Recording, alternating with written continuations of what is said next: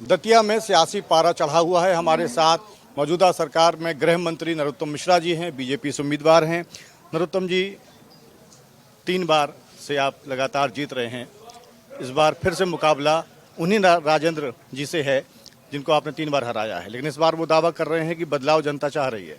वो और क्या दावा करेंगे? आप उनके दावे पर न जाते हुए जनता के बीच जाएं। जनता जो निर्णय देगी सर माथे पे है।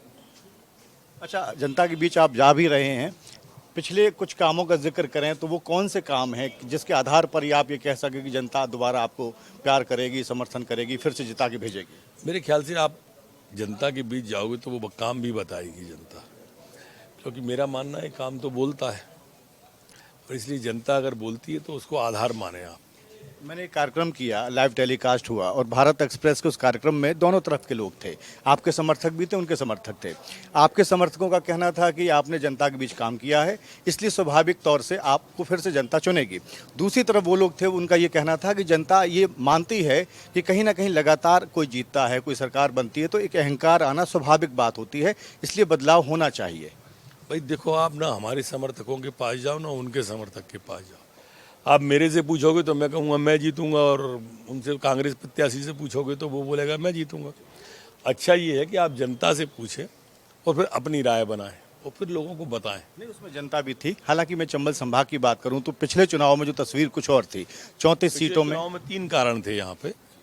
एक तो 2 अप्रैल का दंगा हो गया था, इससे जाति की वैमनस्यता आ गई थी। दूसरा, 2 लाख के कर्जे का भ्रम कांग्रेस फैलाने में सफल हो गई थी। तीसरा, महाराजा सिंधिया कांग्रेस में थे।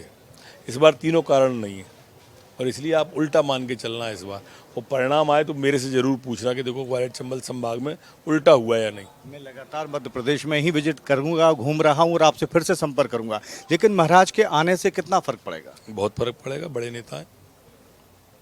तस्वीर उल्टी हो जाएगी जो आप आंकड़ा दिखाते हैं। बिल्कुल, मैं तो कह रहा हूँ फिर आना मेरे पास 3 तारीख को।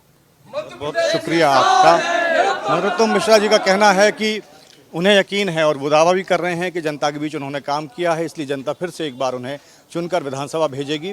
और उनका इतने मुतमईन हैं कि उन्होंने कहा जब नतीजे आए तो फिर से एक बार आप हमसे संपर्क करिए, तब मैं ये बताऊंगा कि आखिर हमारी जीत का आधार क्या रहा और हमने जनता के बीच किस हद तक काम किया था। कैमरामैन मधुर कंथौला के साथ राघवन द्विवेदी, दतिया, भारत एक्सप्रेस।